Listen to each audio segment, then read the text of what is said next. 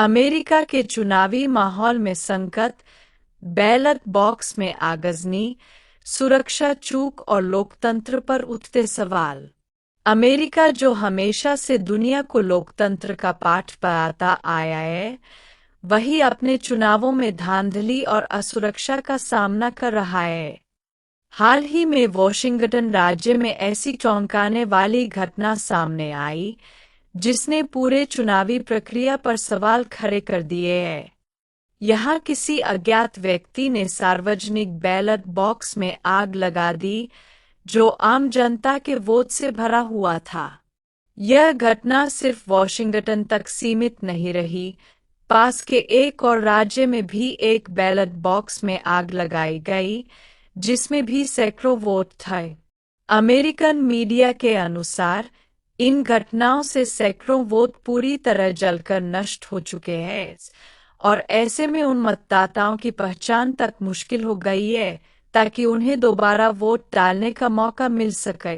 चुनावी प्रक्रिया में बढ़ती चिंता, क्या अमेरिका का लोकतंत्र खतरे में है? इस घटना के चलते अमेरिका का चुनावी प्रक्रिया अब गंभीर संदेह के घेरे में आ चुका है। 2020 के चुनावों में भी कुछ ऐसी ही घटनाएं देखने को मिली थी। उदाहरण के लिए, जॉर्जिया और पेंसिल्वेनिया में बैलेट बॉक्स और वोट को कूड़े में फेंका गया था, जिसके कारण अमेरिका की संसद पर हमला हुआ था। इससे अमेरिकी जनता में सरकार और चुनावी प्रणाली के प्रति असंतोष और अविश्वास पैदा हुआ। इसके चलते आज भी कई अमेरिकी नागरिकों का मानना है कि डोनाल्ड ट्रंप 2020 के चुनाव में हार नहीं पाए थे, बल्कि चुनावी धांधली द्वारा हराए गए थे। ट्रंप समर्थकों का शक, क्या प्रशासन ने पर्याप्त सतर्कता नहीं बरती? पिछले चुनावों की विवादास्पद घटनाओं को देखते हुए ट्रंप समर्थक अब प्रशासन की सतर्कता पर सवाल उठा रहे हैं। कई राज्यों में लोग मानते हैं कि वहां के चुनाव नतीजे पहले से ही तय होते हैं, जैसे कि टेक्सास में, जहां ट्रंप का समर्थन अधिक है, और कैलिफोर्निया में, जहां कमला हैरिस का पक्ष मजबूत है। इन राज्यों को फिक्स माना जाता है, लेकिन असल चुनावी लड़ाई अब उन राज्यों में होगी जिन्हें स्विंग स्टेट्स कहा जाता है, जैसे कि Wisconsin, Michigan, Washington, Nawada, Arizona, Pennsylvania और नॉर्थ कैरोलिना। स्विंग स्टेट्स में क्यों बढ़ा हुआ है तनाव?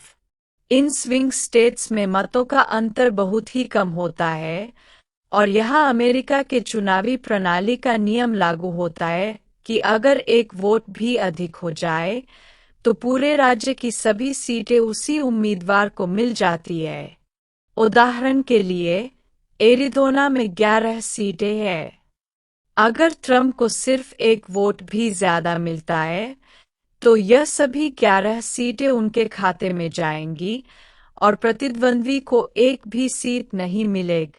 यह नियम इस बार के चुनावों में तनाव और बढ़ा रहा है क्योंकि डेमोक्रेट्स और रिपब्लिकन्स दोनों को यह राज्यों का समर्थन चाहिए।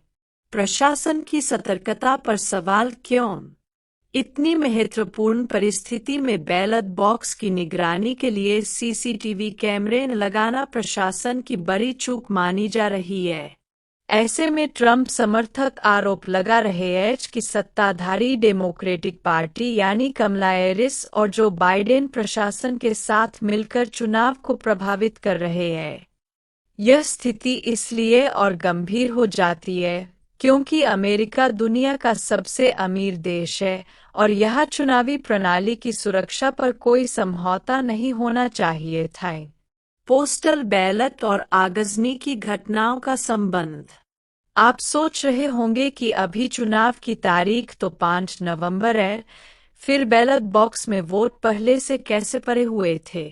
दरअसल अमेरिका में पोस्टल बैलेट की व्यवस्था है जो जनता के लिए बहुत ही सामान्य है।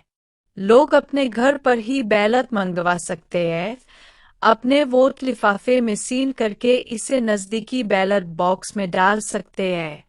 कुछ राज्यों में, जैसे कि एरिज़ोना में 90% से ज़्यादा वोटिंग इसी तरह होती है। इन बैलेट बॉक्स को चुनाव की तारीख के करीब सुरक्षित मतगणना स्थल पर भेजा जाता है और वहां उनकी गणना होती है।